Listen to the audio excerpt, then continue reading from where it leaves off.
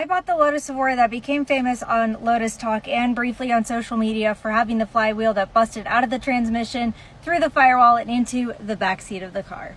At the time, I did not own the car, but I was driving in a McLaren GT behind the car, and I watched the entire scene unfold in front of me in a very horrific and moderately entertaining way.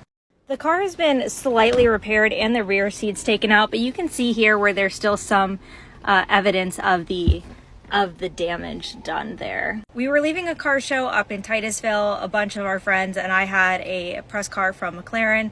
I was driving behind the Evora, and before I realized what happened, my light flashed before my eyes because I thought, when I started to smell the burning gear fluid, that I had blown up the transmission in my press car. And I was horrified until I looked up and I saw a bright pop in the rear hatch of the Lotus Evora, in which case I realized that it was actually the Evora that blew up.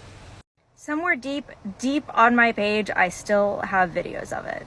In fact, I will drop an entire long format video on my other channel with all of the videos and clips and a long explanation of what actually happened.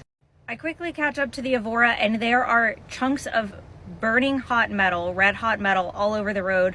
My press car is covered in burning gear oil, and it wasn't entertaining, but everyone was okay, so it could have been worse. When I bought the car, the transmission had been repaired, the clutch and flywheel had been replaced, and now I'm just dealing with a blown engine, which is not nearly as bad, but I'm excited to have a car with that history and to have been there when that happened.